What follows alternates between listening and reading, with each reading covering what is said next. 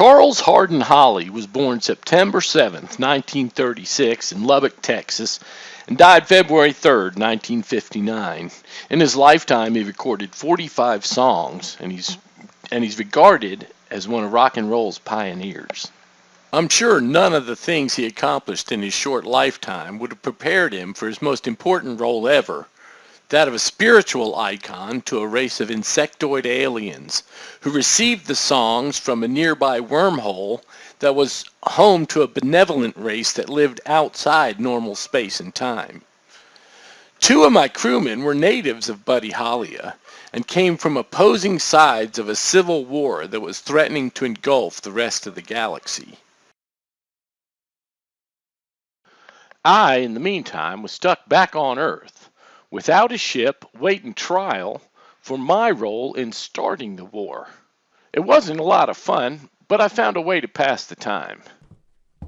How's it going there, Captain? Oh, about the same as ever. Did the Star Troopers get you a new ship yet? Not quite yet.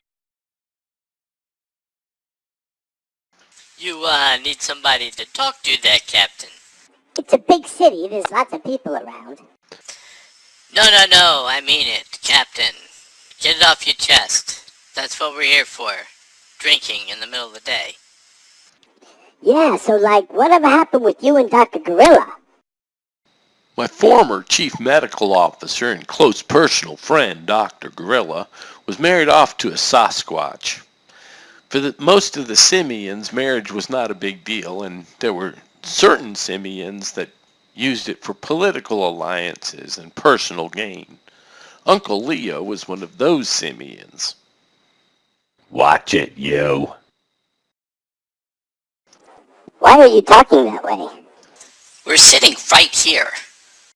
Hey man, it's a complicated story. I'm trying to get it all out. I'm trying to explain it in a way that I think you'll understand. You know, every time I start talking, I have to explain it all over again. So, you know, I'm trying to make it more accessible.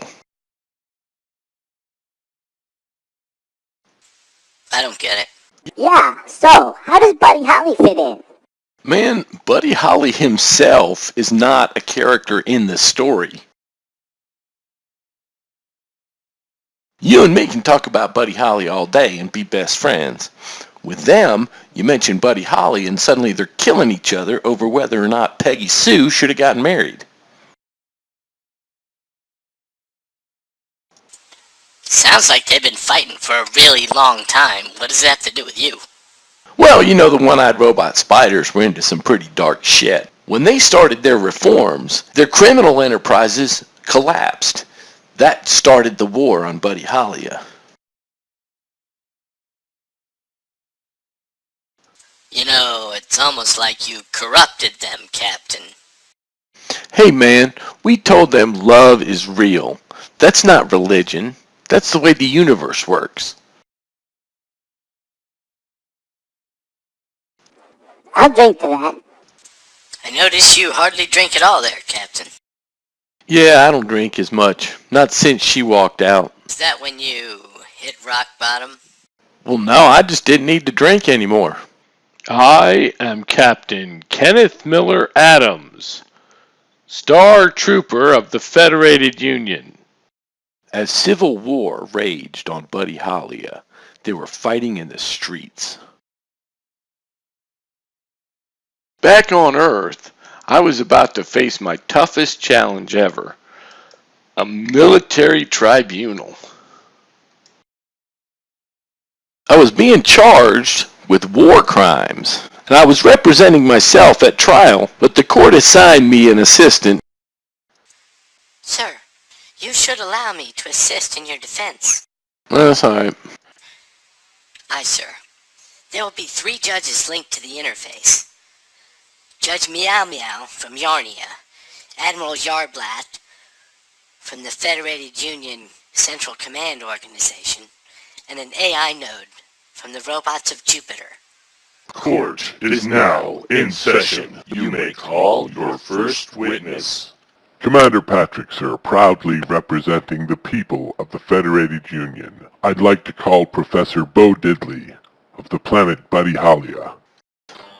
Do you swear to tell the truth? I swear on Peggy Sue.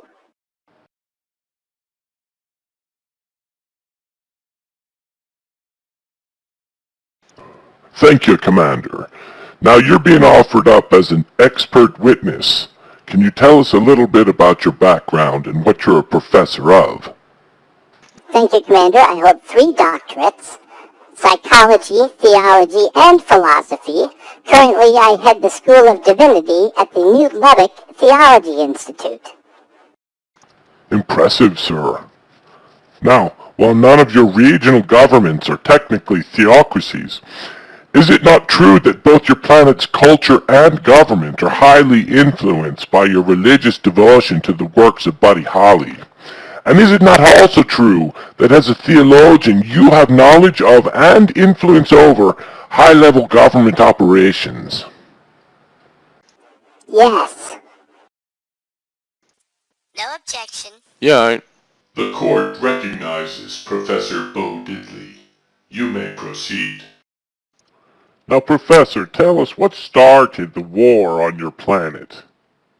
The black market underground economy collapsed when the one-eyed robot spiders found religion. That meant that the moderates on Bozonia started selling all their weapons to the separatists on my homeworld. That escalated the tensions, which erupted into civil war. It's apocalyptic. Cities are in flames. My homeworld is dead. And when you say they got religion, what do you mean? When Captain Adams and his crew introduced the one-eyed robot spiders to the songs of Buddyholyia. So then it's your testimony that with reckless disregard with the consequences of his actions, Captain Adams destabilized an entire region and incited a war that's threatening the stability of the entire Federated Union. Pretty much, yeah. No more questions, Your Honor. Your witness, Captain. Thank you, Your Honor. Now, Professor, you testified that this war started because the one-eyed robot spiders found religion and withdrew from the black market underground economy. Is that correct? Yes, that is correct. How many religions are there on your home world, Professor? All of the main religions on my homeworld fall within one of 2 broad categories. The Hollyists, who devote themselves purely to Buddyholyia, and the Peggy Sueians, who also revere Peggy Sue. And which one of those religions did the one-eyed robot spiders adopt? Technically, it was neither of our religions. Usually when a species or a culture experiences an awakening, it tends to manifest itself in behavior rather than belief. You see, religion is a very complicated thing. Well, actually, that doesn't sound like a religion at all. That sounds like they found a purpose. Now, this is a bad war. This is a world war. How many world wars have there been? How many global wars have there been on your home planet, Professor? 17, I think. That's a lot. Now, of those, how many were started by religion? Well, the first 2 were started because of personal insults, but the rest were all religion. That's a lot. Now, let me ask you this. What makes this war different than the others? It's been at least 2 generations since our last war. In that time, the Peggy Sueians have learned to weaponize the floating tentacle monsters that are native to their part of the world. Yeah, I've seen them up close, those floating tentacle monsters. You don't want to mess around with them. So by your testimony, this war was planned at least a generation ago. You all have been fighting for thousands of years over the same things, and the one-eyed robot spiders didn't even find your religion. Isn't that correct, Professor? Well, technically, yes, everything that you said is factually accurate. Thank you. No more questions, Your Honor. Call your next witness. Thank you, Your Honor, and with the court's permission, I'd like to be calling Bradley Spiderman. Do you swear to tell the truth? Do you mind stating your full name for the court? Bradley Spiderman III. Is that unusual, that you have two full names and go around with this name tag saying I'm Brad? I have chosen to break with the tradition of my people. Therefore, no, it is not unusual for me. Tell me in your own words, lad, why you've chosen to break with tradition. When Captain Adams first activated this bio-unit, he was able to preserve the personality matrix of my previous host, who had served as chief engineer of his vessel. While your head was flashing open like that, laddie, what else did the captain do? Given this unique opportunity to access the one-eyed robot spider's functional matrix, the captain chose to download several Buddyholyia songs. And on whose authority did he make this decision? I object, Your Honor. This witness isn't qualified to answer that question. Sustained. Watch it, counselor. Withdrawn. Tell me this, Commander. How many of the one-eyed robot spiders did this affect? The functional matrix operates at the core level of our network. The songs were universally downloaded to every bio-unit on the network within a matter of seconds. Would you say that this redefined your entire culture? That is essentially correct. No more questions, Your Honor. Your witness, Captain. Well, thank you, Your Honor. How are you, Commander? I am well, Captain. It is good to see you. I just walked across the room to lessen the distance between us and to demonstrate that you and I share a personal connection. As your former commanding officer and close personal friend, I, of course, know everything there is to know about you on a personal level and your people and their culture. But for the sake of the court, can you tell us a little bit about your people and their history? Thank you, Captain. I accept your personal gesture in the spirit in which it was intended, even though I feel I must point out to the court that if you did know everything about my people, then you would know that every biological instinct within me finds physical intimacy repugnant. Well, I'm sorry, man. I don't know what I was thinking. I must have had y'all mixed up with somebody else. To answer your question, Captain, the current one-eyed robot spider matrix began as a child's toy. The original one-eyed spider people were obsessed with consuming and developed a child's toy whose matrix contained one directive: provide. Provide what? Anything. Help with their homework, candy, eventually cigarettes and beer. The later matrices got into some really darker shit. So what started off as a way for a toy company to make some money ended up enslaving your entire race. And the whole purpose of your existence was to find out what people want and then give it to them as a means of controlling them. Is that right?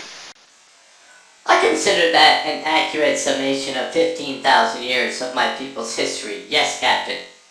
Everything changed when we were introduced to the songs. We knew what love was, but we'd never experienced it before. We knew what kindness and compassion were, but to us they were just commodities. They were things that we could sell, the things that we could use to control and manipulate other people. But suddenly, we learned that when you give away kindness, kindness returns to you. And if someone is square, you really shouldn't even care. These were things that we experienced and we knew now, and suddenly everything was different on our home world. And we have you to thank for that, Captain. And what have you been doing since the war, Commander? I was with Commander Sunny on Buddyholyia, and we were stuck behind enemy lines. Fortunately, we were saved by a familiar face. You guys get out of here before I have to kill you. I'll never forget you, Lieutenant Jerry. And I'll never forget you. I wrote a book about how the Buddyholyians can revitalize their culture by returning to the fundamentals of what the songs mean, the way my people recently did. This sparked somewhat of a cultural revolution among the youth of Buddyholyia. And how was this received by the religious and political establishment of Buddyholyia? There are currently several criminal warrants out for my arrest on Buddyholyia. So it would be safe to say that you found yourself in conflict with the establishment on Buddyholyia simply for preaching the beliefs that they said that they already had. Isn't that accurate? Yes, that is accurate. No further questions of this witness, Your Honor. Prosecution rests, Your Honor. Is the defense prepared to proceed? Yeah, all right.